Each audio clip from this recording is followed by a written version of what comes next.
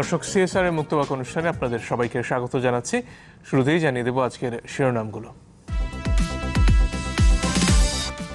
স্বাস্থ্যের সাবেক ডিজির গাড়ি চালকের হাতে যেন আলাদিনের চিরাগ, ঢাকায় 24 ফ্ল্যাট সহ বিপুল সম্পদের সন্ধান। প্রচন্ড চেষ্টা করতেছি, চেষ্টা করার পরেই জাহি ঝামেলার ভিতরে আমি এখনো টুকন পর্যন্ত নিতে পারি নাই। নতুন টিকিট দিতেছি কিনা, সুযোগ সুবিধা নতুন যারা প্যাসেঞ্জার তারা পাইতেছি কিনা, ওইটা আমরা এই পর্যন্ত জানতে পারতেছি না। সৌদি এয়ারলাইন্সের টিকিট কিনতে ভিড় ভোগান্তি, বিমানকে অনুমতি না দেয়ায় বাণিজ্যিক ফ্লাইট বাতিল করবে বাংলাদেশ।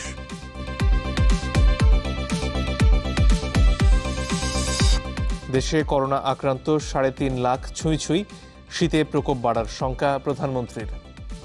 সামনে শীত আর একটু হয়তো খারাপের দিকে যেতে পারে, তবু আমাদের এখন থেকে প্রস্তুতি থাকতে হবে। পেঁয়াজের আমদানি শুল্ক প্রত্যাহার, রাজধানীতে দাম কমেছে আরও, অনুমতির গেরোতে সীমান্তে আটকা শত শত ট্রাক।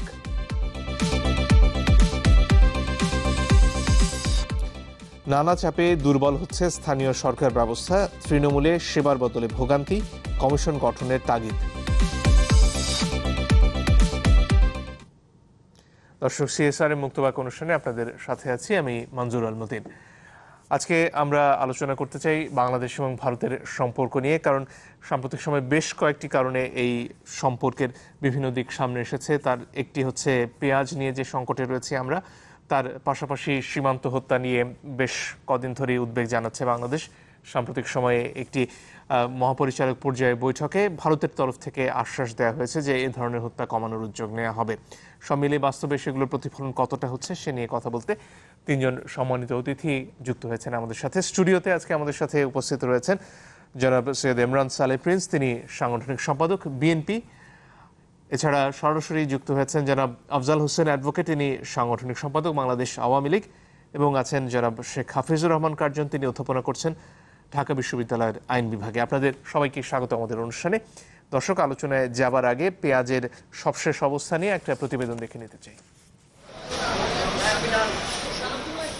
বছর জুড়ে 25 লাখ টন চাহিদার প্রায় 100% পেঁয়াজই উৎপাদিত হয় দেশে, কিন্তু 4 ভাগের 1 ভাগ পচে যাওয়ায় সেটুকু মেটাতে নির্ভর করতে হয় আমদানির ওপর। জানিয়ে রাজ্যের সংকট।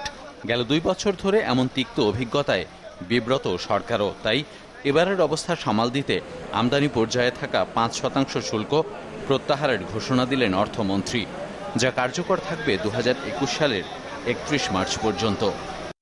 আসলে আমরা তো পেঁয়াজ থেকেই রাজস্ব আহরণ করে আমরা সরকার চালাবো না। কৃষক ভাইদেরকে তারা যেন ন্যায্য দাম পায়, সেই ন্যায্য দামটি এনশিওর করার জন্য আমরা এটি ধার্য করেছিলাম। এখন যেহেতু চেঞ্জ হয়ে গেছে, পরিবর্তন হয়ে গেছে, সেই জন্য আমরা ভাবলাম যে এটা আমাদের প্রয়োজন এখন এই মুহূর্তে নাই। সেই জন্য আমরা 31 মার্চ পর্যন্ত এটা মাননীয় প্রধানমন্ত্রী নির্দেশনা আমরা এ পর্যন্ত নিয়ে গেছি। এদিকে রপ্তানি বন্ধের আগে ঋণপত্র খোলা হলেও সীমান্ত পার হওয়ার অনুমতি মিলছে না ভারতীয় পেঁয়াজের, জানিয়ে অনিশ্চয়তায় আমদানিকারকরা। অন্যদিকে শনিবার দেশে আসা বেশিরভাগ পেঁয়াজে ছিল পচা, ক্রেতা না থাকায় যা ফেলে দিতে বাধ্য হচ্ছেন বিক্রেতারা। 6টা গাড়ির মধ্যে আমরা একটা গাড়ির মাল ভালো পাইনি, সমস্ত পচে শেষ। আড়তদারেরা বলতেছে এলাই নিয়ে যায়, বাসে বুঝে গরিব মানুষ খাইতে পারেন, খান। ইতিমধ্যে অর্ধেকটা নষ্ট হয়ে গেছে, ক্ষতি হয়ে গেছে। আর যে আমাদের এলসিডি আছে 10,000 মেট্রিক টন, প্রায় 200 ট্রাক দাঁড়িয়ে রয়েছে, সেগুলোর কি ব্যবস্থা করলো, এটা নিয়ে আমরা খুব শঙ্কিত। তবে এমন অবস্থায় রাজধানীর বাজারে অব্যাহত আছে দাম কমার প্রবণতা। একই সাথে বাজার তদারকিও চালু রেখেছে ভোক্তা অধিকার সংরক্ষণ অধিদপ্তর। 2 কেজি মালও বিক্রি করতে পারিনি না, কোনো রকম কোনো কাস্টমারই নাই। বিপুল পরিমাণে লসের দিকে আছি, তারপরে বাজারে কাস্টমার নাই, বিভিন্ন প্রশাসনের চাপ, সব দিকে মানে এই দামটা বাড়ার কারণে মানে আমরা যে ব্যবসায়ী সবচেয়ে বেশি ক্ষতিগ্রস্ত আমরা। এবং আমাদের দেশের যে পরিমাণে মজুদ আছে, আমরা যদি আগামী 3 মাসে আপনার একটা পেঁয়াজ উৎপাদনও না হয়, আমদানি না হয়, তাও আমার 3 মাসের কিন্তু ন্যূনতম আমার সাপোর্ট আছে। ভারতের রপ্তানি বন্ধের সিদ্ধান্তের পর এরই মধ্যে একাধিক উৎসের সাথে যোগাযোগ শুরু করেছেন আমদানিকারকরা। শুরুতেই জনাব প্রিন্স আপনার কাছে আসতে চাই। কদিন আগেও আশ্বাস দেওয়া হয়েছিল এবং বেশ কিছু আলোচনা হলো, বলা হলো যে যেসব ট্রাক সীমান্তে আটকে রয়েছে সেগুলো অন্তত ছেড়ে দেওয়া হবে। তারপরেও গড়িমসি চলছে এক রকমের। এত পুরনো বন্ধুত্বপূর্ণ সম্পর্ক ভারতের সাথে, তারপরেও এই ছোট ছোট বিষয়গুলোতে আটকে যাচ্ছে কেন? ধন্যবাদ আজকের এই শোতে আমাকে আমন্ত্রণ জানানোর জন্য এবং অনলাইনের মাধ্যমে যারা সংযুক্ত রয়েছেন তাদেরকে শুভেচ্ছা জানাচ্ছি। দর্শক শ্রোতা যারা দেখছেন শুনছেন তাদেরকে শুভেচ্ছা জানাচ্ছি। আসলে আপনি বলেছেন যে পেঁয়াজ আমদানির ক্ষেত্রে যে একটা প্রতিবন্ধকতার সৃষ্টি হলো হঠাৎ করেই। আপনারা জানেন যে বাংলাদেশে, আমি আপনাদের রিপোর্টেই শুনলাম যে পরিমাণ পেঁয়াজ উৎপাদন হয় তার কিছু অংশ ঘাটতি থেকে যায়, তারপরেও কিছু অংশ ঘাটতি থেকে যায়, সেগুলো আমদানির উপর নির্ভর করে। কিন্তু এবছর আমরা দেখলাম, আগে বলি যে গত বছর এই সংকটটা কিন্তু সৃষ্টি হয়েছিল।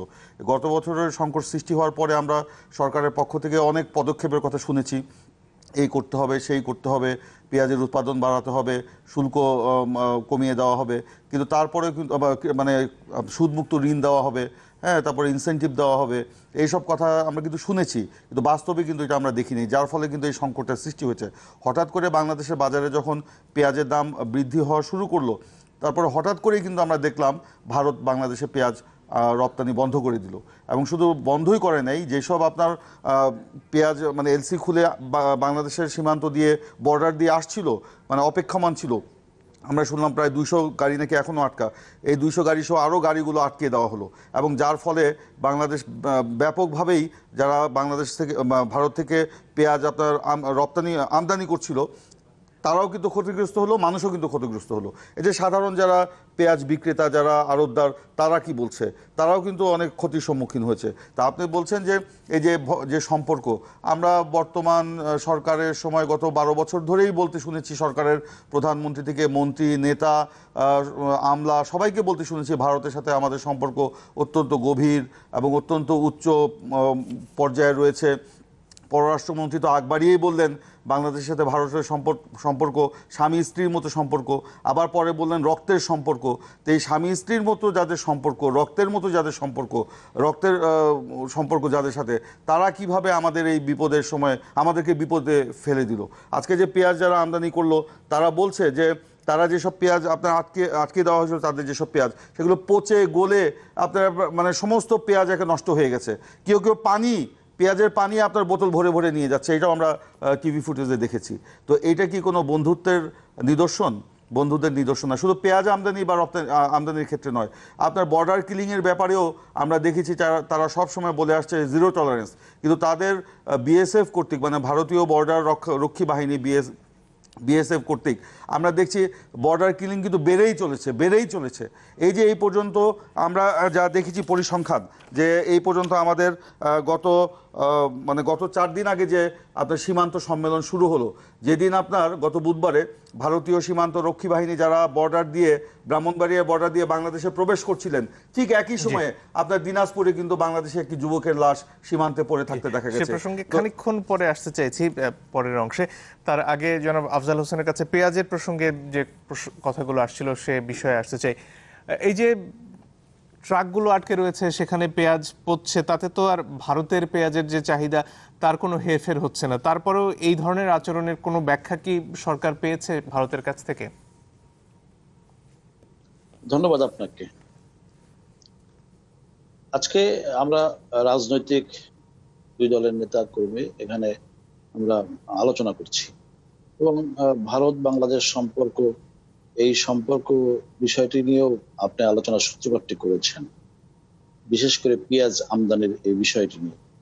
আমি মনে করি যে পেঁয়াজ আমদানির এই বিষয়টির একটি বিষয়, আমদানি শুল্ক ইতিমধ্যে 5% প্রত্যাহার করা হয়েছে এবং গতকালকে থেকে অথবা তার আগে থেকে আমি টেলিভিশনে দেখছি যে ভারত থেকে অনেক ট্রাক কিন্তু বাংলাদেশে ঢুকছে। 2-1টা বন্দরে কাগজপত্রের চালাচালির কিছুটা জটিলতার কারণে সেখানে হয়তো ট্রাক ঢুকতে একটু দেরি হচ্ছে। আর যে সংকটটি তৈরি হয়েছে এর ব্যাপারে তো সরকার সবসময় সজাগ আছে এবং পাশাপাশি 2 দেশের যে সম্পর্ক, সেই সম্পর্ক বিভিন্ন এভিনিউ আছে এবং সেখানে পেঁয়াজ রপ্তানি অথবা বাণিজ্যিক সম্পর্ক সেটি হয়তো একটি বিষয় এবং সেই বিষয় সম্পর্কেও কিন্তু একেবারে উচ্চ পর্যায়ে মাননীয় প্রধানমন্ত্রী তিনি অথবা উচ্চ পর্যায়ে যে বৈঠক, সেখানে কিন্তু আলোচনা হয়েছিল যে বাংলাদেশে অতীতের অভিজ্ঞতা থেকেই বলা হয়েছিল যে যদি কোনো ব্যান আরোপ করা হয় অথবা কোনো ব্যাপারে এখানে রপ্তানি নিষিদ্ধ করা হয়, তখন কিন্তু আগে থেকে যেন বাংলাদেশ সরকারকে অবহিত করা হয় এবং সেই বিষয়টি কিন্তু ভারতের সেন্ট্রাল গভর্নমেন্ট কিন্তু নজরে এসেছে এবং তারা কিন্তু পরবর্তীতে এই যে হঠাৎ করে যে পেঁয়াজ আমদানি নিষেধাজ্ঞা তার জন্য তারা দুঃখ প্রকাশ করেছেন। এবং এটি মনে করি যে এই যে দুঃখ প্রকাশ করা এর মাধ্যমে কিন্তু আমাদের যে এই যে আলোচনা এটি কিন্তু এক ধরনের শেষ হতে পারে। আমরা মনে করি যে ভবিষ্যতে এই জাতীয় ঘটনা আর ঘটবে না। এবং পেঁয়াজ আমদানি বাংলাদেশে যে পেঁয়াজ উৎপাদন হয়, আপনি আলোচনা শুরুতে বলেছেন যে পেঁয়াজ আমাদের এখানে আমদানি নির্ভর একটি দেশ, এবং আমাদের কিন্তু সরকারের পক্ষ থেকে অন্যান্য দেশের সাথেও কিন্তু এই পেঁয়াজ আমদানির ব্যাপারে এক ধরনের কথাবার্তা হয়েছে, এবং পাইপলাইনে কিন্তু অন্যান্য দেশের পেঁয়াজ কিভাবে দেশে আসবে তার জন্য কিন্তু ব্যবস্থাটি নেওয়া হয়েছে। সুতরাং সরকার কিন্তু বসে নাই, সরকার কিন্তু কাজ করছে, এবং কাজ করছে বলেই কিন্তু জনগণ কিন্তু এখন একটা স্বস্তির মধ্যে আছে, এবং পেঁয়াজের দাম কিন্তু যেভাবে মানুষ আশঙ্কা করেছিল সেইভাবে বাড়েনি।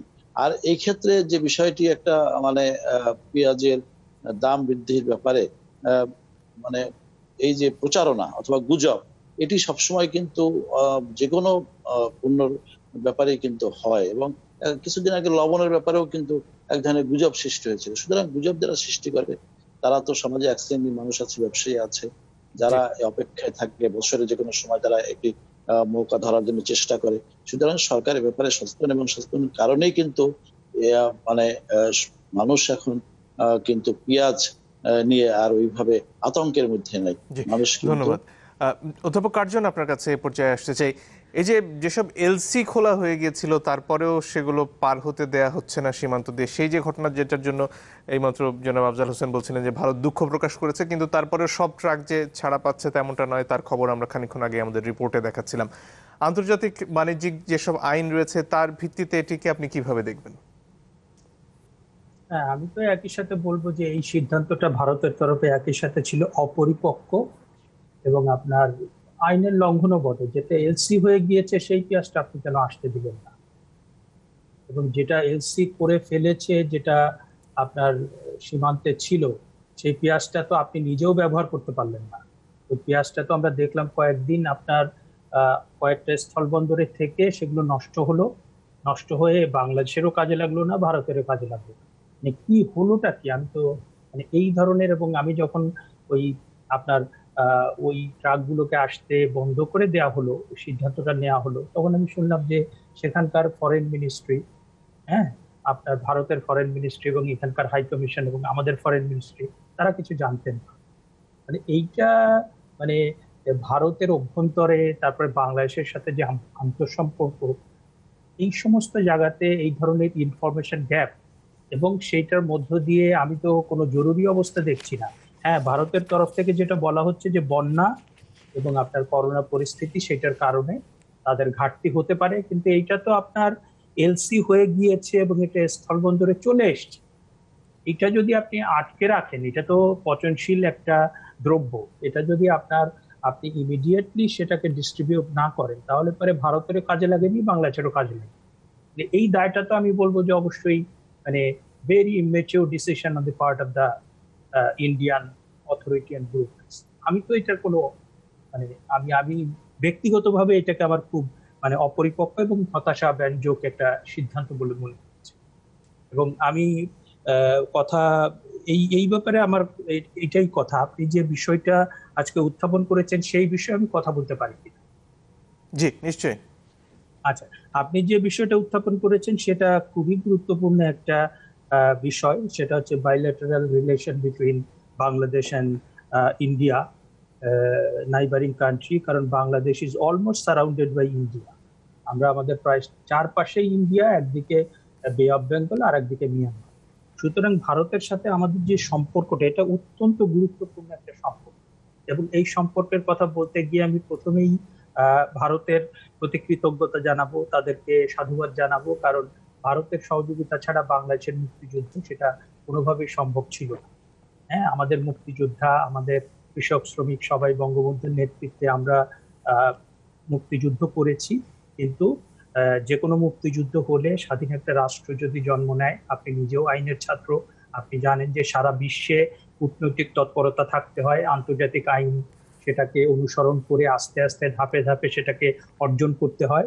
সেটা বঙ্গবন্ধুর নেতৃত্বে আমরা করেছিলাম এবং সেখানে আপনার ভারত একটা অনুঘটকের ভূমিকা পালন করেছিল। সেইটার জন্য আমি ভারতকে সবসময় কৃতজ্ঞ চিত্তে স্মরণ করি। কিন্তু এর বাইরেও বাংলাদেশ ভারত যেহেতু একটা আপনার বৃহৎ প্রতিবেশী এবং আঞ্চলিক ক্ষমতা বলয়ের ভিতরেও তার একটা গুরুত্বপূর্ণ ভূমিকা আছে এবং বাংলাদেশের সাথে দ্বিপাক্ষিক নানা সম্পর্ক আছে। যেমন ধরেন বাণিজ্যিক সম্পর্ক, যে অনেক দ্রব্য আমরা ভারত থেকে নিয়ে আসি এবং আমাদের একটা নির্ভরশীলতাও আছে ভারতের উপর। তারপর ধরেন যে আমাদের সাথে ভারতের প্রায় মোর দেন 50 রিভার্স, মানে 50টার বেশি আপনার অভিন্ন নদী আছে। সেই নদীর যে পানির বন্টন কিভাবে হবে সেইটা কিন্তু আমাদের তাদের সাথে বসতে হয় এবং সেই বিষয়টা ফয়সালা করতে হয়।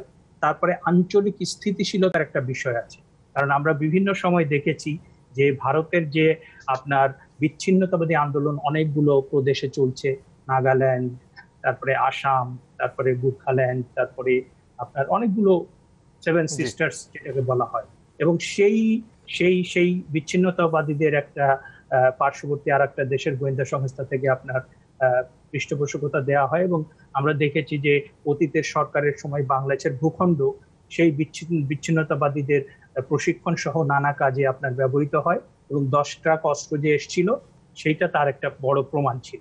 এবং আপনার বর্তমান মাননীয় প্রধানমন্ত্রী শেখ হাসিনার নেতৃত্বে যে সরকার, তারা ওই যে বাংলাদেশের ভূমি ব্যবহার করে ভারতকে অস্থিতিশীল করা, সেই জায়গাটা কিন্তু একদম বন্ধ করে দিয়েছে এবং বাংলাদেশের তরফ থেকে বন্ধুত্বের যে নিদর্শন দেখা হয়েছে আমি বলবো এক্সেলেন্ট। এবং কিন্তু তার প্রতিদানে কি পাচ্ছি সে প্রসঙ্গে আসতে চাই আপনার কাছে, আবার আমি সেই প্রসঙ্গে একটা বিরতির সময় হয়ে গেছে, আপনার কাছে আবার ফিরে আসবো। দর্শক আশা করি সঙ্গে থাকবেন।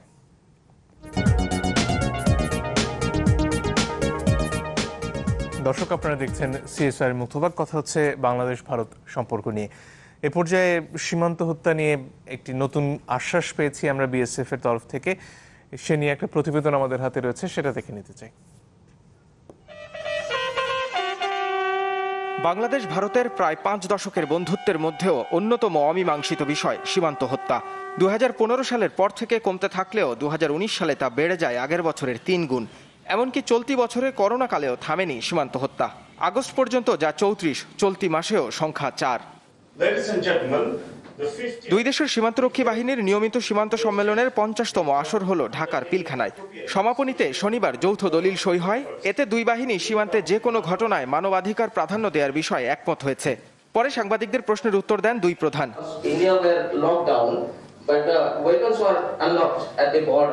বিএসএফ এর নতুন মহাপরিচালক আগের মতোই আশ্বাস দেন সীমান্ত হত্যা শূন্যে নামিয়ে আনতে। I am not justifying any killing. This situation arises mostly on account of criminal activities on the border from both the sides. We are committed to bring it down to the zero level. I have joined recently. I can only tell you that in future you will see the difference. আলোচনায় সন্তোষ জানিয়ে BJP প্রধান বলেন, সীমান্তে অপরাধ কমাতে যৌথভাবেই কাজ করতে হবে। He has assured me that he would try his best to work out a strategy to bring down these border killings. We have agreed to sensitize the people of our bordering areas, so that they refrain themselves to go cross the zero line. দুই বাহিনীর প্রধান একমত, অপরাধীদের কোনো দেশ নেই, সীমান্তের দুই পাশেই তাদের অবস্থান। Criminals have no nationalities. Both sides, the criminals who are indulging in organized crime or smuggling. We have handed them over a list of the drug peddlers to the Indian side to investigate and then take appropriate measures. BGB BSF এর পরবর্তী মহাপরিচালক পর্যায়ের বৈঠক নভেম্বরে ভারতে। জনাব Curzon, আপনার কাছে ফিরে আসতে চাই। বাংলাদেশ কি পেয়েছে সে প্রসঙ্গে আসতে চাইছিলেন, এর সাথে প্রশ্ন জুড়ে দেই যে আশ্বাস আমরা বহুবারই পেয়েছি এরকম, কিন্তু এই নন লিথল ওয়েপন যাকে বলে সেটার ব্যবহার কতদূর হয়েছে? পায়ের দিকে গুলি করার কথা বিএসএফ এর মহাপরিচালক বলছিলেন, সেটিও হচ্ছে কিনা? আর যদি তেমনটা হয়ে থাকে তাহলে এবছরই কেন 34 জনের মৃত্যু হলো বাংলাদেশের? আমি যে কথায় যেখানে থেমেছিলাম সেখান থেকে আমি একটু শুরু করতে চাই। যে মুক্তিযুদ্ধে ভারত আমাদেরকে ভাতৃপ্রতিম দেশ হিসেবে সহযোগিতা করেছিলেন এবং তাদের সাথে আমাদের বৃহৎ প্রতিবেশী হিসেবে একটা সুসম্পর্ক আছে। কিন্তু আমরা যদি এই সম্পর্কে দ্বিপাক্ষিক সম্পর্ককে মূল্যায়ন করতে যাই তাহলে বেশ কিছু জায়গাতে আমাদের হোঁচট খেতে হবে এবং হতাশ হতে হবে। যেমন আমার যতটুকু মনে পড়ে 2016 কি 17 সালে মাননীয় প্রধানমন্ত্রী শেখ হাসিনা দিল্লিতে গিয়েছিলেন সেখানকার মাননীয় প্রধানমন্ত্রী নরেন্দ্র মোদীর আমন্ত্রণে, এবং সেখানে তিস্তা নদীর পানি সেই বিষয়ে একটি চুক্তি হওয়ার কথা ছিল এবং প্রধানমন্ত্রী ফিরে আসার পরে একটা সম্বর্ধনারও ব্যবস্থা ছিল। কিন্তু তিস্তা চুক্তি যেহেতু হয়নি, আপনার ওই সম্বর্ধনা বাতিল করা হয়েছিল এবং ওই একই সময়ে আপনার বাংলাদেশের সরকারের তরফ থেকে হয়তো বা সরাসরি কিছু বলা হয়নি, কিন্তু বাংলাদেশ সরকারের যে পলিসি ইমপ্লিকেশন সেখানে কিন্তু আমি কিছু ভিন্ন রকম বিষয়ে লক্ষ্য করেছি। যেমন আপনার গত কয়েক বছর আগে আপনার চীনের যে প্রেসিডেন্ট লি জিনপিং তিনি তিস্তা নদীর পানি সেই বিষয়ে একটি চুক্তি হওয়ার কথা ছিল এবং প্রধানমন্ত্রী ফিরে আসার পরে একটা সম্বর্ধনারও ব্যবস্থা ছিল। কিন্তু তিস্তা চুক্তি যেহেতু হয়নি, আপনার ওই সম্বর্ধনা বাতিল করা হয়েছিল এবং ওই একই সময়ে আপনার বাংলাদেশের সরকারের তরফ থেকে হয়তো বা সরাসরি কিছু বলা হয়নি, কিন্তু বাংলাদেশ সরকারের যে পলিসি ইমপ্লিকেশন সেখানে কিন্তু আমি কিছু ভিন্ন রকম বিষয়ে লক্ষ্য করেছি।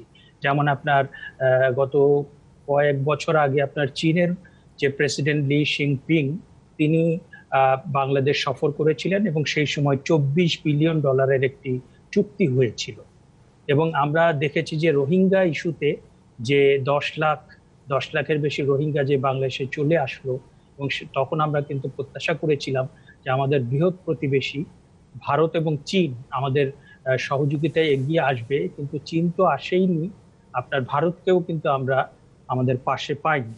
এবং আমি যেটা বলছিলাম যে আমাদের যে অভিন্ন নদীর পানি যেটা আমাদের পরস্পরের শেয়ার করার কথা, সেখানেও আমরা দেখছি যে ভারত যে আপনার গঙ্গা নদীর উপরে যে ব্যারেজটা দিয়েছে এবং সেটা একদম একতরফা, without the consent of Bangladesh. এবং এই বিষয়ে আমি পড়াশোনা করেছি এবং আপনারাও যদি এই বিষয়ে ইন্টারেস্টেড হন, you can go through the text and you can see a number of international case decisions. আপনারা দেখবেন যে এই জায়গাটাতে মানে India has clearly violated international ল।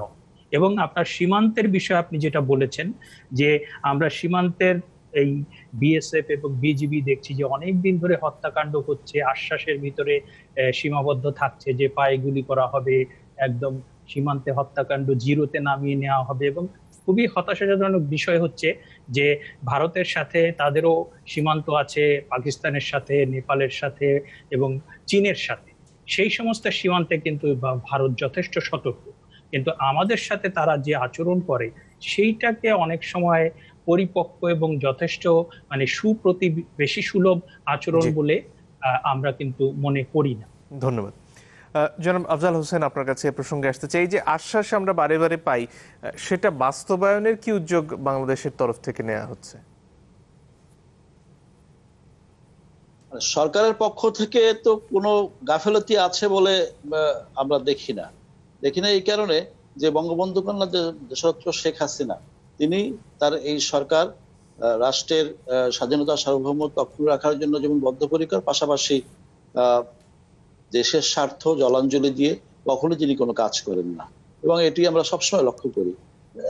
নিশ্চয়ই আপনারা লক্ষ্য করেছেন যে সেই খোদ মার্কিন রাষ্ট্রপতি বাংলাদেশে এসেছিলেন, তার পাশে দাঁড়িয়ে কিন্তু বলেছিলেন যে এদেশের সম্পদ গ্যাস 50 বছর পর্যন্ত মানুষের যেটা মজুদ প্রয়োজন সেটা না শেষ না হওয়া পর্যন্ত আমরা গ্যাস বিক্রি করবো এবং তার জন্য তাকে কাফারা দিতে হয়েছে এবং পরবর্তীতে মানে এই সকল চুক্তি যারা করেছে তাদের কি হয়তো পরবর্তীতে ক্ষমতায় আনা হয়েছে, তা বহুবার তিনি বিভিন্নভাবে বলার চেষ্টা করেছেন। যাই হোক, আমি যেটা মনে করি যে ঢাকা বিশ্ববিদ্যালয়ের অধ্যাপক হাফিজুর রহমান কার্জন অত্যন্ত একাডেমিক ডিসকাশন করেছেন এবং এই যে ভারতের সাথে আমি প্রথমে যেটা বলার চেষ্টা করেছিলাম, যদিও ইয়াজে আমি থেমে গিয়েছিলাম, কিন্তু ভারতের সাথে সম্পর্ক তো বহুবিধ এভিনিউ আমাদের আছে। সেখানে অবন্য নদীর যে পানি সমস্যা, সেই সমস্যা দীর্ঘদিন জিয়ে রাখা হয়েছিল। সংকট জিয়ে রেখে শুধু রাজনৈতিক ফায়দা হাসিল করা হয়েছিল, কিন্তু সংকটের সমাধানটি হয়নি। বঙ্গবন্ধু গণতন্ত্র শেখ হাসিনা 96 সালে বাংলাদেশের রাষ্ট্র পরিচালনায় এসে কিন্তু সেই গঙ্গা চুক্তি করে পানির ন্যায্য হিস্যা আদায় করেছিল। এবং যেটা 68 বছরের যে একেবারে মানে সীমান্ত স্থল এরিয়ায় যে সমস্যা, যে বিভিন্ন আমাদের যে ছিটমহল গুলো, সেই সমস্যার সমাধান স্টেটলেস মানুষগুলো ছিল সেখানে, তাদেরকে কিন্তু এই যে দুই দেশের সাথে মানে ভারতের আইনসভায় সেটিকে পাশ করিয়ে বাংলাদেশে সেই যে একটা সম্মানজনক সমাধান তার করেছিল, সেই সংকট কিন্তু উত্তরণ করেছিল এই আওয়ামী লীগ সরকার। সুতরাং সংকট আছে বিভিন্ন রকমের, বহুবিধ যেটা পার্শ্ববর্তী দেশ, দীর্ঘ সীমান্ত আছে, সেখানে এই যে একটু আগে সীমান্তের যে বিএসএফ অথবা আমাদের যে বিজিবি প্রধান, তারা যে বক্তব্যগুলো দিয়েছিল আমি শুনছিলাম যে আসলে অপরাধীদের তো কোনো দেশ নাই, এবং বাংলাদেশে এই ব্যাপারে তো খুবই জিরো টলারেন্স, যে আমরা সন্ত্রাসকে কখনো প্রশ্রয় দেই না। এবং বঙ্গবন্ধুর সেই অনুসৃত নীতি যে friendship to all enemy to none, আমরা সকল দেশের সাথে বন্ধুত্বপূর্ণ সম্পর্ক, কারোর সাথে বৈরিতার সম্পর্ক আমরা চাই না। তারপরও ভারতের সাথে সম্পর্কটা একটা ভিন্ন মাত্রায় আমাদের বাংলাদেশের, পার্শ্ববর্তী দেশ, পাশাপাশি 1971 সালে সেই হাজার হাজার মানুষের জীবনদান, রক্তে রাগ করে এক ধরনের সম্পর্ক, 1 কোটি মানুষকে আশ্রয় দেওয়া, তাদেরকে খাইয়ে পরে রাখা, এগুলো তো আছে, সেগুলো তো আমরা অস্বীকার করি না, অস্বীকার করার কোনো উপায়ও নাই। কিন্তু যে কথাগুলো মানে উচ্চারণ করে অথবা অন্যান্য রাজনৈতিক দল যে পায়ে পড়ে যে বিষয়গুলি করে, ভারত বিরোধী একটা রাজনীতি বাংলাদেশে করে ক্ষমতা যাওয়ার যে চেষ্টা, এটা তো বিভিন্ন সময় ছিল, কিন্তু সেই জায়গায় বাংলাদেশের মানুষের মনস্তত্ত্ব এখন কিছুটা পরিবর্তন হয়েছে। এখন সম্পর্কটা হলো মানে এই বিষয়টি হলো পারস্পরিক বোঝাপড়ার বিষয়, এবং সেই বোঝাপড়ার বিষয় বাংলাদেশের স্বার্থ জলাঞ্জলি দিয়ে বঙ্গবন্ধুগণ না শেখ হাসিনা কোনোদিন কোনো কাজ করেনি। এবং বিদেশের মাটিতে একসময় বাংলাদেশের সরকার প্রধান গিয়ে বলেছিল যে এখানের যারা সংবাদ মাধ্যমের কর্মী, তারা যখন জিজ্ঞেস করেছিল যে গঙ্গা নদীর পানি অথবা ফারাক্কার ব্যাপারে কি আলোচনা করেছিলেন, উনি বলছে হ্যাঁ, ওই ব্যাপারে তো আমি আলোচনা করতে ভুলেই গিয়েছি। সুতরাং এরকম অনেক ঘটনা ঘটেছে বাংলাদেশে। জি, ধন্যবাদ। আমাদের জনাব প্রিন্সের কাছে আপনার কাছে আবার ফিরবো। জনাব হোসেন, বিএসএফ এর ডিজি যে ব্যাখ্যা দিয়েছেন এই সীমান্ত হত্যার, সেটা হচ্ছে যে অনেক সময় বিএসএফ কে নাকি চোরাচালানকারীরা ঘিরে ফেলে, তখন তারা আত্মরক্ষায় গুলি চালায় এবং সেখানেও প্রাণঘাতী অস্ত্র ব্যবহার করা হয় না। এই 34 জন মানুষের মৃত্যুর পর কি এই ব্যাখ্যা খুব গ্রহণযোগ্য বা বিশ্বাসযোগ্য মনে হয় আপনার কাছে? দেখুন, বিএসএফ এর ডিজির যে বক্তব্যটা শুনলাম, আমাদের মানে বিজিবির ডিজির সামনে তিনি যে বক্তব্যটা দিলেন বাংলাদেশি কর্তৃপক্ষের সামনে, এটা অত্যন্ত দুঃখজনক। তিনি বললেন যে অপরাধ কর্ম সেখানে সীমান্তে হয়। তার মানে উনি বলতে চাইলেন যে বাংলাদেশের থেকে যারা যায় বা বাংলাদেশে যারা বিএসএফ এর গুলিতে নিহত হয়, তারা সবাই অপরাধের সাথে জড়িত। তো এইটা তো তাৎক্ষণিকভাবে বাংলাদেশ কর্তৃপক্ষের এটা প্রতিবাদ করার কথা ছিল, কিন্তু তারা করেন নাই। কিন্তু যদিও আমরা শুনেছি কিছুদিন আগেও বাংলাদেশের পররাষ্ট্রমন্ত্রী বলেছিলেন যে উনি যেটা বলেছিলেন যে গত অক্টোবর মাসেই তিনি বলেছেন, গত বছর অক্টোবর মাসে, যারা সীমান্তে মারা গেছে তারা অবৈধভাবে ভারতে প্রবেশ বা চুরি করতে গেছে। বাংলাদেশের পররাষ্ট্রমন্ত্রী বলছেন যারা সীমান্তে মারা গেছেন বাংলাদেশি নাগরিক, তারা নাকি সেখানে অবৈধ প্রবেশ করতে গিয়েছিলেন এবং চুরি করতে গিয়েছিলেন। তো যে সরকারের পররাষ্ট্রমন্ত্রী এই কথা বলেন, সেই সরকার যে কতটুকু বাংলাদেশের স্বার্থ রক্ষা করবে সেটা কিন্তু বলা খুব মুশকিল। আজকে বাংলাদেশের স্বার্থ জলাঞ্জলি দিয়ে যেসব চুক্তি করা হচ্ছে, সেই সব চুক্তির কারণে বাংলাদেশের স্বার্থ বিঘ্নিত হচ্ছে, এটা আজকে বাস্তব। এই যে আপনার সীমান্তর যে বলতেছিলাম বিডিআর যে কোন চুক্তির কথা বলছেন বাংলাদেশের স্বার্থ জলাঞ্জলি? আপনি যেমন প্রধানমন্ত্রী কিছুদিন যে আগে ভারতে যে চুক্তি করে আসলেন, সেখানে আমি একটা কথা বলি, যেমন বাংলাদেশের বঙ্গোপসাগরে বাংলাদেশের সীমানায় রাডার স্থাপনের যে চুক্তি, এটা বাংলাদেশের স্বার্থহানি হয়েছে। বাংলাদেশের সীমানায় ভারতকে রাডার স্থাপনের অনুমতি দেওয়া মানে কি সেই রাডার দিয়ে বাংলাদেশের কি ঘটছে সেটা ভারত পর্যবেক্ষণ করবে। এইটা হলো বাংলাদেশের স্বার্থহানিকর চুক্তি। আজকে তিস্তা নদীর ন্যায্য হিসাব আপনি আনতে পারেন না, আপনি ফেনী নদীর পানি দিয়ে আসেন। এটা বলা হয় যে মানবতা দেখিয়েছি। খুব ভালো কথা, ভারতকে মানবতা দেখান। ভারত আমাদের প্রতিবেশী দেশ, আমরাও চাই ভারতের সাথে সুসম্পর্ক, কিন্তু আপনি দিয়েই যাচ্ছেন, বিনিময়ে আপনি কি পেলেন? আপনি যে কথাটা বলছিলেন, বিনিময়ে বাংলাদেশের শুধু আশ্বাস ছাড়া আর কিছু নয়। এই যে বিএসএফ বিজিবির যে সম্মেলন হলো, সীমান্ত সম্মেলন, সেখানে নাকি কতগুলি আপনার 14টা আপনার সুপারিশ বা মানে দেওয়া হয়েছে, সিদ্ধান্ত দেওয়া হয়েছে। এই 14টি সিদ্ধান্ত, এরকম সিদ্ধান্ত কিন্তু আগেও এসছে যে বর্ডার কিলিংয়ের ব্যাপারে জিরো টলারেন্স, ভারতের কর্তৃপক্ষের কাছ থেকে অনেক আশ্বাস তারা বাংলাদেশ পেয়েছে, কিন্তু একবারও কি আপনার সেই আশ্বাস ভারত বাস্তবায়ন করেছে? আমার নিজের এলাকা হালুয়াঘাট ময়মনসিংহের, সেখানে গত জুন মাসে আমাদের এলাকার সীমান্তবর্তী সেখানে একজন মানসিক ভারসাম্যহীন এক যুবক কোনো ক্রমে হয়তো সন্ধ্যার সময় পিলার বাংলাদেশের সীমান্ত অতিক্রম করে ভারতে ঢুকে গেছে। তাকে গুলি করে তো হত্যা করা হয়েছেই, 3 দিন পর্যন্ত বাংলাদেশ সরকার তার লাশ ফেরত আনতে পারেনি। 3 দিন পরে তার পচা গলা লাশ ভারতীয় কর্তৃপক্ষ ফেরত দিয়েছে, কিন্তু বাংলাদেশ সরকার এর একটি প্রতিবাদও করতে পারেনি। এটা হলো সরকারের নতজানু পররাষ্ট্রনীতির ফলশ্রুতি। তারা মানে সাহস নিয়ে কথা বলতে পারে না। কারণ আমি একটু বলি, শেষ করি, একটা বিরতির সময় হয়ে গেছে, আপনার কাছে ফিরে আসি বিরতির পরে। দর্শক একটু পরে ফিরছি, সঙ্গে থাকবেন আশা করি। দর্শক আপনারা দেখছেন সিএসআর এর মুক্তবাক। আমরা ছিলাম জনাব ইমরান সালে প্রিন্স, আপনার কাছে যে প্রসঙ্গে ছিলেন শেষ করতে পারেন। জি, তো আমি বলছিলাম যে ভারত বাংলাদেশের প্রতিবেশী রাষ্ট্র, আমরাও ভারতের সাথে সুসম্পর্ক চাই, কিন্তু বাংলাদেশের স্বার্থ জলাঞ্জলি দিয়ে, মানুষের স্বার্থ জলাঞ্জলি দিয়ে এই বন্ধুত্বপূর্ণ রাষ্ট্র ব্যবস্থা গড়ে উঠতে পারে না। আমরা সমমর্যাদার ভিত্তিতে, সমতার ভিত্তিতে সুপ্রতিবেশীমূলক আমরা সম্পর্ক চাই, এটা হলো বিএনপির নীতি। কিন্তু আমরা দেখেছি ভারত কিন্তু সেই সময় মানে কোনো সময় এরকম আচরণ করে নাই। এখানে আফজাল ভাই কিছু কথা বলেছেন। উনি বলেছেন বেগম খালেদা জিয়া যখন প্রধানমন্ত্রী ছিলেন তখন ভারত সফরকালে বেগম খালেদা জিয়া নাকি গঙ্গার পানির চুক্তির বিষয়ে ভারতের কর্তৃপক্ষের কাছে বলতে ভুলে গিয়েছিলেন বলে বাংলাদেশে নেমে বিমানবন্দরে সাংবাদিকদের বলেছিলেন। এটা অত্যন্ত অসত্য কথা, এবং সেখানে বেগম খালেদা জিয়া কঠিনভাবে সেই ভারতের প্রধানমন্ত্রীর সাথে দ্বিপাক্ষিক আলোচনায় গঙ্গা পানির ন্যায্য হিস্যার ব্যাপারে উত্থাপন করেছিলেন। যদি বেগম খালেদা জিয়া সেটা উত্থাপন নাই করে থাকেন, বেগম খালেদা জিয়া ভারতে থাকা অবস্থায় ভারত বাংলাদেশের যে যৌথ ইশতেহার, যেটা 2 দেশের পররাষ্ট্র সচিব স্বাক্ষর করেছিল, সেই যৌথ ইশতেহারে কীভাবে লেখা থাকলো বাংলাদেশের প্রধানমন্ত্রী ভারতের প্রধানমন্ত্রীর কাছে গঙ্গা নদীর ন্যায্য পানি হিস্যা চেয়েছেন এবং 2 প্রধানমন্ত্রী একমত হয়েছেন। পরবর্তীতে যৌথ নদী কমিশনের বৈঠকে এটা আলোচনা হবে। যদি আফজাল ভাই এটাকে প্রমাণ করতে চান, উনি বাংলাদেশের পররাষ্ট্র মন্ত্রণালয়ে সেই যৌথ ইশতেহারটা প্রিজার্ভ করা আছে, উনি সেটা দেখে আসতে পারেন। এটা আওয়ামী লীগ বিএনপির বিরুদ্ধে একটা অপপ্রচার করে, যেটা দিয়ে তারা মানুষকে বিভ্রান্ত করতে চায়। আর একটি কথা বলেছেন যে আমরা নাকি বিএনপি নাকি সবসময় ভারতের সাথে বাংলাদেশের সমস্যা জিয়ে রেখে এটা রাজনৈতিক ফয়দা লুটতে চাই, সেটা কিন্তু নয়। আমরা সবসময় ভারতের সাথে অমীমাংসিত যেই বিষয়গুলো রয়েছে সেগুলোর আমরা ন্যায্য সমাধান চেয়েছি। হ্যাঁ, এখন যদি এই গঙ্গা নদীর পানির যে ন্যায্য হিস্যার ব্যাপারে ভারতের সাথে আফজাল ভাইদের সরকার যে চুক্তি করেছিল, সেরকম চুক্তি যদি আমরা করতে রাজি হতাম তাহলে অনেক আগেই সেই চুক্তি করতে পারতাম। কারণ সেই চুক্তিতে বাংলাদেশের স্বার্থ রক্ষা হয়নি, বরঞ্চ 1977 সালে শহীদ প্রেসিডেন্ট জিয়াউর রহমানের সময় যে চুক্তি হয়েছিল, সেই চুক্তিতে যে গ্যারান্টি ক্লজ ছিল, এই মানে আওয়ামী লীগ সরকারের সাথে ভারতের সেই চুক্তির মধ্যে কিন্তু সেই গ্যারান্টি ক্লজ ছিল না। আর একটি কথা এখানে এসছে যে 10টা কষ্টের ব্যাপারে, আমি এক মিনিটে শেষ করি, যে বিএনপির সময় নাকি বাংলাদেশের মাটিকে ভারতের বিরুদ্ধে ব্যবহার করার জন্য একটা ব্যবস্থা করা হয়েছিল।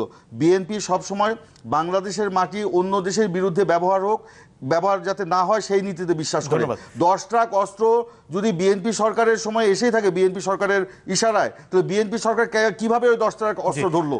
বিএনপি সরকারই তো সেই অস্ত্রটা ধরেছিল। আসলে সময় নেই একেবারে। আমি আসলে খুবই অল্প কথায় বলতে চাই যে মাননীয় প্রধানমন্ত্রী প্রজ্ঞা, দূরদর্শিতা এবং সুচিন্তিত কৌশল এবং পদক্ষেপের গ্রহণের ফলেই কিন্তু আজকে আন্তর্জাতিক অঙ্গনে বাংলাদেশের অবস্থান একটা সুউচ্চ অবস্থানে আছে। এবং খালি 2টা উদাহরণ দেই আপনাকে। যেমন দেখেন যে ওই যে ভারতের সঙ্গে সমুদ্র সীমা মীমাংসা ব্যাপারে তো অনেক কথাই আমরা শুনেছি, কিন্তু দ্য হেগের আন্তর্জাতিক সালিসি আদালতের রায়ে বঙ্গোপসাগরে ভারতের সঙ্গে বিরোধপূর্ণ 25,602 বর্গমিটার এলাকার মধ্যে 19,467 বর্গমাইল পেয়েছে বাংলাদেশ। আর জার্মানির হামবুর্গ ভিত্তিক সমুদ্র আইন ভিত্তিক আন্তর্জাতিক ট্রাইব্যুনালের রায়ে মিয়ানমারের সঙ্গে বিরোধপূর্ণ এলাকা থেকে 1,11,000 বর্গমিটার সমুদ্র এলাকায় বাংলাদেশের সার্বভৌমত্ব প্রতিষ্ঠিত হয়েছে। সুতরাং বাংলাদেশের যা কিছু অর্জন, যা কিছু এই আন্তর্জাতিক ক্ষেত্রে বঙ্গবন্ধুর যে অনুসৃত নীতি অনুযায়ী বাংলাদেশে ভাবমূর্তি উজ্জ্বল করার জন্য বিশ্বের দরবারে বীরের জাতি হিসেবে যে বাংলাদেশ, সেই বাংলাদেশ ভাবমূর্তি অর্জন নষ্ট হয়ে গিয়েছিল। আজকে ক্ষুধা দারিদ্র্যের বাংলাদেশ, বন্যা অভিযোগ বাংলাদেশের অবস্থান, সেখানে সেই বাংলাদেশ আজকে একটা ইমার্জিং টাইগার বাংলাদেশ হচ্ছে এবং বাংলাদেশ উন্নত সমৃদ্ধ আধুনিক বাংলাদেশের যাত্রাপথে আছে। বাংলাদেশের এই যে অগ্রগতি, এটা নিয়ে আজকে বিশ্বের রাষ্ট্রনায়ক, সরকার প্রধানরা আজকে আমাদের নেত্রীর কাছে জানতে চায় যে আপনার জাদু কি, ম্যাজিকটা কি। সুতরাং আমাদের এই সকল উন্নয়ন অগ্রগতি এটা বিএনপি চোখে দেখবে না, অনুধাবনও করবে না, কারণ রাষ্ট্রটা, দেশটা আমাদের সকলের। এটা আওয়ামী লীগেরও না, বিএনপিরও না, সরকারটা বাংলাদেশ সরকার। এটা আওয়ামী লীগ সরকার রাজনৈতিক ভাবে আছে, কিন্তু এইটা ফিল করতে হবে যে দেশটা আমাদের, পতাকা আমাদের, আমার সোনার বাংলা আমি তোমায় ভালোবাসি, জাতীয় সঙ্গীত আমার বুকে ধারণ করে আছি। সুতরাং এই দেশের আগামী দিনের অর্জন, আগামী দিনের দেশটাকে এগিয়ে নিয়ে যাওয়া, বিশ্বের দরবারে বাংলাদেশ ভাবমূর্তি উজ্জ্বল করা, তার জন্য এই আন্তর্জাতিক অঙ্গনে পায়ে পড়ে মানে মানে যুদ্ধ করা, পায়ে পড়ে বিভিন্ন রকমের কথা বলা, এটি করে কিন্তু আমাদের কাজটি হাসিল হয় না। এটা কূটনৈতিক ভাবে টকশোর এই সরলীকরণ বক্তব্য দিয়ে দুই দেশে পারস্পরিক সম্পর্ক আসলে মূল্যায়ন করা যাবে না। এটা একটা কূটনৈতিক বিশ্লেষণ হবে। এখানে আমাদের হাবিবুর রহমান কার্জন সে যথাযথভাবে বলার চেষ্টা করেছে। আমি মনে করি যে বাংলাদেশ আওয়ামী লীগ বঙ্গবন্ধু কন্যা শেখ হাসিনার নেতৃত্বে, বঙ্গবন্ধুর যে অনুসৃত নীতি, কারোর সাথেই শত্রুতা না, সকলের সাথে বন্ধুত্বপূর্ণ সম্পর্ক, এই সম্মানজনক সম্পর্ক বাংলাদেশ ধন্যবাদ জনাব আফজাল হোসেন অর্জন করবে। আপনার যদি আর কিছু যোগ করার থাকে। না, আমার আসলে যে কথাটা, যে আপনার যে বিষয় আমরা আলোচনা করছি সেটা খুবই টেকনিক্যাল বিষয়, সেটা ডিপ্লোম্যাটিক বিষয়, আন্তর্জাতিক আইনের বিষয়, এবং এইখানে আসলে আপনার খুব সতর্কতার সাথে দায়িত্বশীলতার সাথে আলোচনাটা করা বাঞ্ছনীয়। এবং যেটি আমার কাছে আমার পর্যবেক্ষণে ধরা পড়েছে সেটি হচ্ছে যে ভারতে সেটা সরকার পরিবর্তন হলেও তারা কিন্তু তাদের ফরেন পলিসিটা ঠিক রাখে, কিন্তু আমাদের এখানে সরকার পরিবর্তন হলে ভারতের প্রতি কিন্তু আমাদের দৃষ্টিভঙ্গি পরিবর্তিত হয়। কিন্তু গত 10 বছরের অধিক সময় ধরে মাননীয় প্রধানমন্ত্রী শেখ হাসিনার নেতৃত্বে যে সরকার আছে, ভারতের সাথে একটি সুসম্পর্ক গড়ে উঠেছে। কিন্তু কংগ্রেস সরকার যতদিন ছিলেন ততদিন দুই দেশের সম্পর্কে যে একটা উচ্চতা ছিল, উষ্ণতা ছিল, সুসম্পর্ক ছিল। বিজেপি সরকার আসার পরে আমার মনে হয় সেই জায়গাটাতে ফাটল ধরেছে এবং ঘাটতি লক্ষ্য করছি আমি। কেননা আপনার হয়তোবা সরকারি তরফে স্পষ্ট করে কিছু বলা হয়নি, কিন্তু আপনি দেখেন যে ভারতের যে উগ্র হিন্দুত্ববাদী সরকার বিজেপির নেতৃত্বে, তারা যখন আপনার ওই নাগরিকত্ব সংশোধন আইন নিয়ে সারা ভারতে যখন আপনার লক্ষ লক্ষ লোকের আন্দোলন, যে তারা মুসলমানদেরকে অনেক আগে যে সমস্ত বাংলাদেশ, পাকিস্তান, আফগানিস্তান থেকে মুসলমানরা এসছে তাদেরকে তাড়িয়ে দিতে চায়, তখন দেখবেন যে আপনি আমাদের মাননীয় স্বরাষ্ট্রমন্ত্রী এবং মাননীয় পররাষ্ট্রমন্ত্রী তাদের দুটি সফর কিন্তু বাতিল হয়েছে। এবং সাম্প্রতিক সময়ে আপনি কিন্তু দেখবেন যে মাননীয় প্রধানমন্ত্রী 3 মাস আপনার ভারতীয় হাইকমিশনের যে হাইকমিশনার ছিলেন তাকে সাক্ষাৎ দেন নাই। এবং সম্প্রতি ইন্ডিয়া থেকে যে আপনার পররাষ্ট্র সচিব শৃঙ্গলা এসছেন, সেটা নিয়েও কিন্তু আমরা সুস্পষ্ট দুই তরফে কোনো কথাবার্তা, সেটা নিয়ে অনেক রহস্যময়তা ছিল। এবং আমার কাছে যেটা মনে হয় যে মাননীয় প্রধানমন্ত্রী যথেষ্ট বিচক্ষণতার সাথে, এবং তিনি দেশপ্রেমী, এবং তিনি ভারতের এই যে ঘাটতি, ভারতের তরফে যে নানা রকম প্রতিশ্রুতি দিয়েও সেটা না রাখা, এইটার প্রেক্ষিতে she wants to make a delicate balance between China and India. ধন্যবাদ অধ্যাপক কার্জন, আসলে সময় ফুরিয়ে গেছে। আপনাদের সবাইকে অসংখ্য ধন্যবাদ। দর্শক ধন্যবাদ আপনাদেরকেও। বিদায় নিচ্ছি।